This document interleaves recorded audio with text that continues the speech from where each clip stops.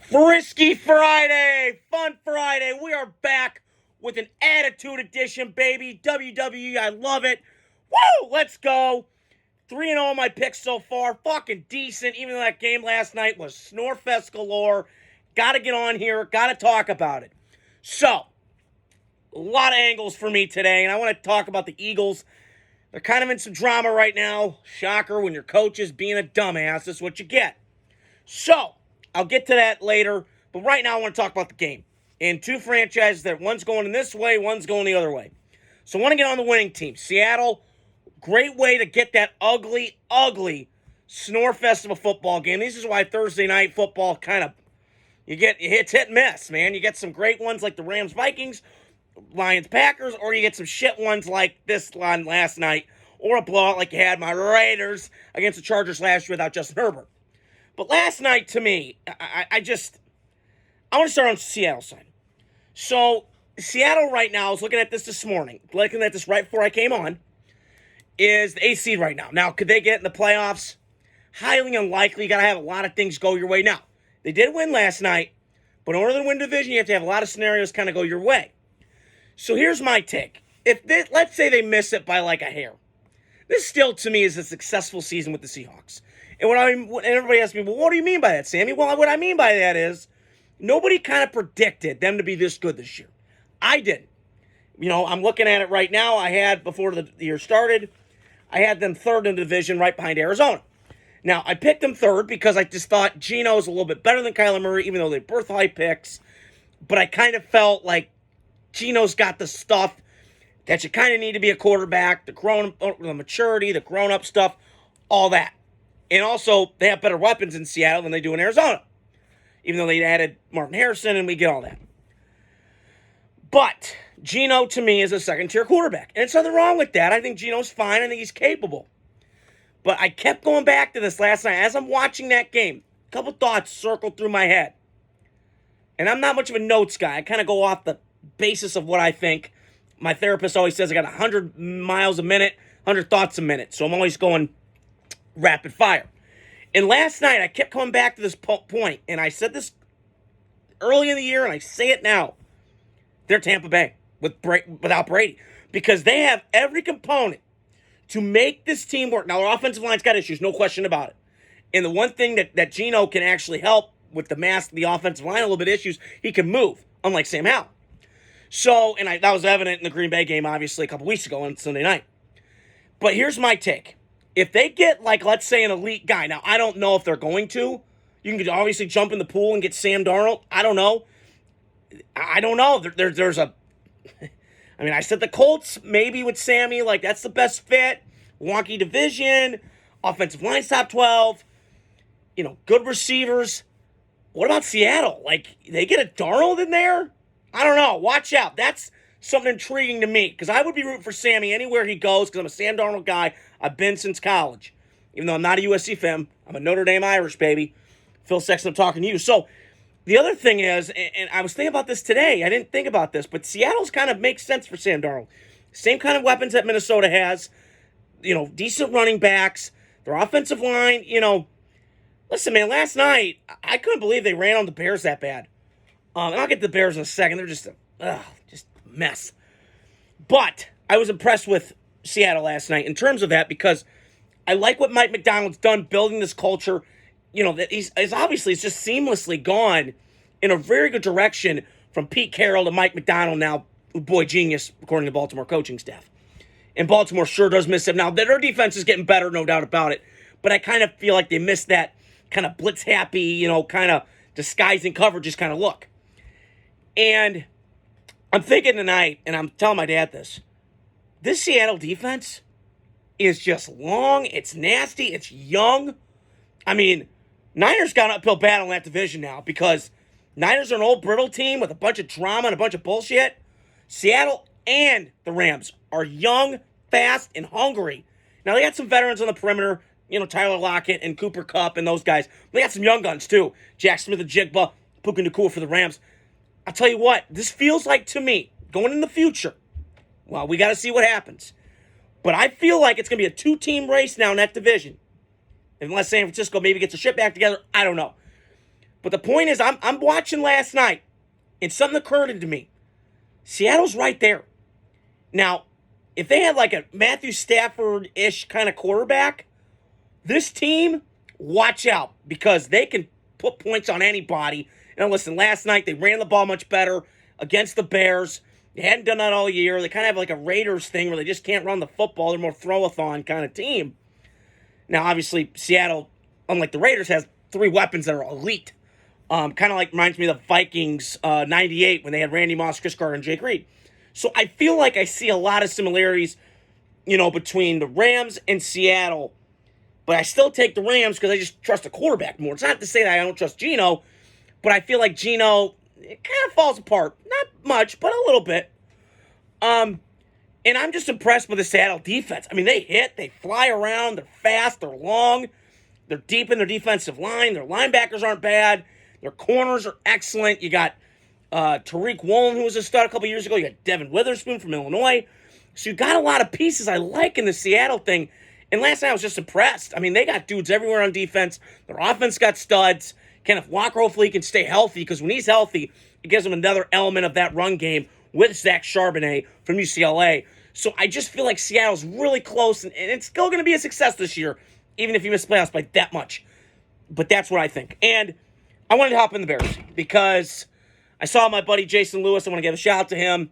He was on Facebook today. I was driving around. I got off of work, and I'm on my phone at a stoplight.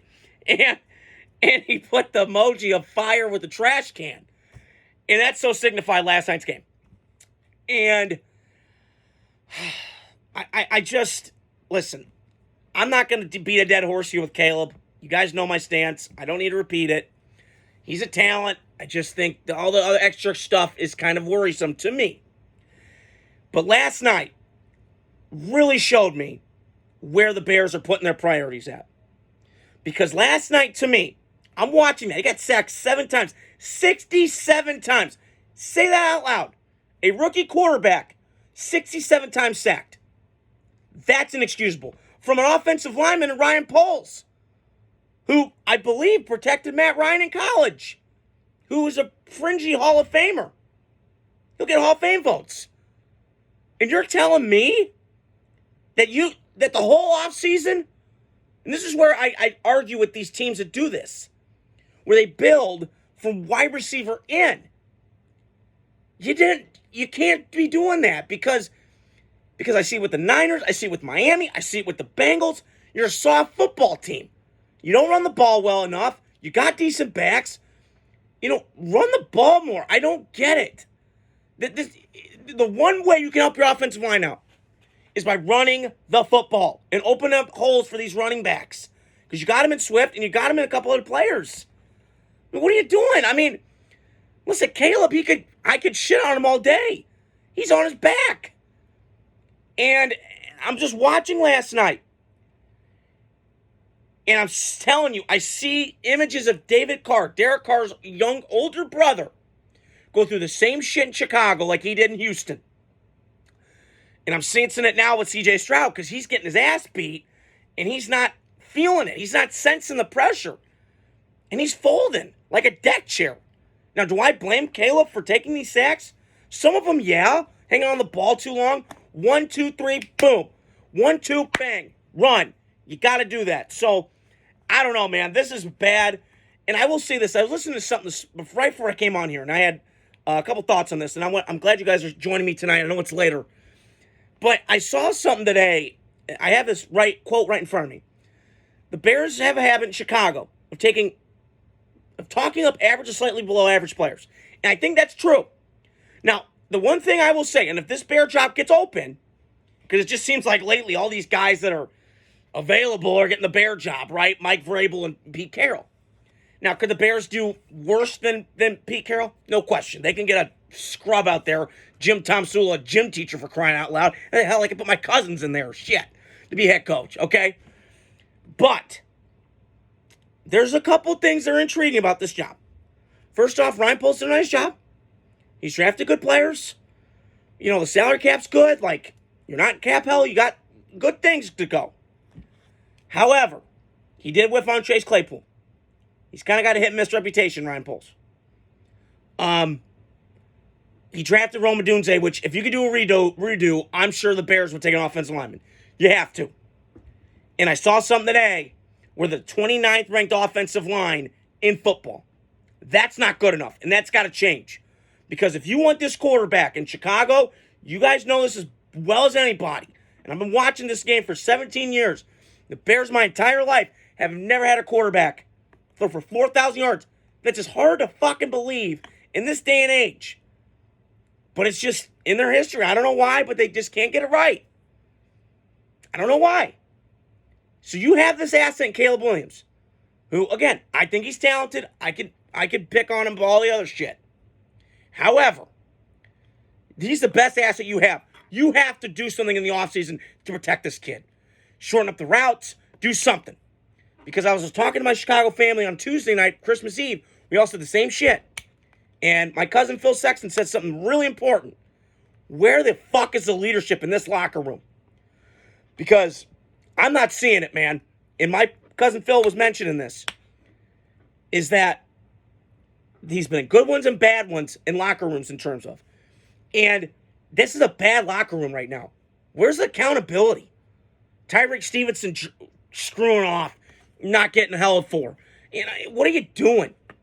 And it comes back to this with Chicago. Hey, McCaskies, do something. And by the way, on this offense, it's bad, man. And listen, I can pick on Thomas Brown all day. He's an over his head, okay? So I'm not going to bitch at him for that. And that defense last night, listen, Seattle, I just mentioned, they can score in bunches fast. They kind of held their own last night. And I'll say that with Chicago. My whole life, they've always had great defense. Even years where it's been eh. But last night reminded me with the Bears. The Mark Trestman year.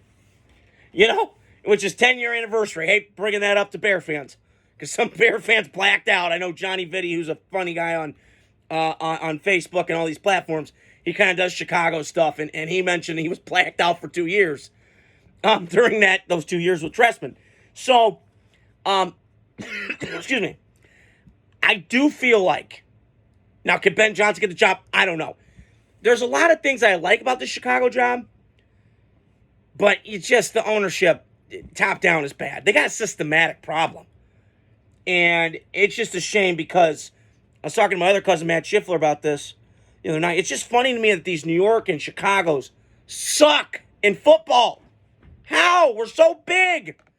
But I feel like the pressure's rampant. It's a rabid. It just gets on you.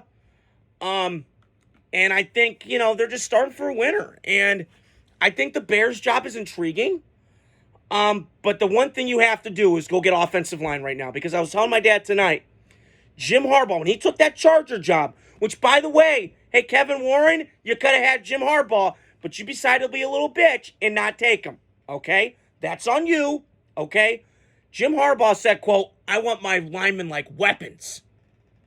And look what he did. Look at that offensive line now with Herbert. Yeah, get 2 tackles right and you're pretty good. Yeah. Bears, you need to go do that. Go get linemen now. Stop. I hate these teams that go receivers. Listen, the receiver position is sexy, and it's like an NBA position. I get it. But, man, you better go get offensive line this free agency and draft, Chicago. No more fucking around. You have this kid. You need to protect him. You need to do your job. Because it's a shame. And I feel bad for the kid. I really felt bad for Chicago fans last night. What you had to sit through for 3 hours, and I was victim of this, it was awful. So, the Bears, it's bad. It's bad. The only sliver of hope you got is this kid, Caleb Williams, who could be a really good player, but you got to get him right, man. You got to just put some pieces around him. They got the players. Now it's just go get the culture right and bring a guy in that can fix this shithole. And last but not least, I saw something today that I know I'm not a big fan of Sirianni. I've been vocal about that. But something really bothered me the other day. I was thinking about this today. Can this guy just stop doing this shit? I mean, hey, Nick, I know you can't hear me, some dumbass, but can you stop jousting with fans, being a jerk off? Like, just coach, okay? Oversee shit, okay? I'm just over it. And listen, the Eagles have no Jalen Hurts this weekend. Could Dallas maybe win? They could. Play upset city, brother. Detroit, Mike Kesnick, you get that home field, brother. Let's keep that rolling, okay? But I just feel like with Sirianni, I think they can move on, man. And here's the other thing. And I I heard something today. It's a hot take. They could get Bill Belichick because his contract ends in July next year. Just throwing it out there, maybe. We'll see. I don't know. Wouldn't rule it out. Northeast guy, kind of makes sense. Give credibility. We'll see. I don't know if it's going to happen. But Nick Sirianni, if you know the head of security for your team, it's not great. And him and Zach Ertz getting into it, and him going at it with opposing fans, and there's a way to act. And I just feel like with Sirianni, he's a tool. He's kind of a douche. Hand on backwards guy. Matt Patricia kind of light.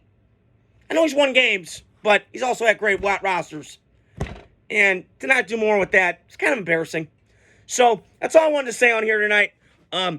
Stay tuned throughout the weekend. There's 3 games tomorrow. My brother's going to one of them. My dad going to the Broncos-Bengal game. It's got a lot of playoff implications, so I'll be watching that tomorrow. I'm going to work early tomorrow morning, get some money. But stay tuned throughout the weekend, and stay tuned throughout the week. New Year's comes next week, 2025. Hallelujah. So hope you guys are doing well on this Frisky Fun Friday. Stay tuned throughout the week. I got more content coming out. Hit the like, subscribe, share button. Appreciate you guys listening, and have a good night.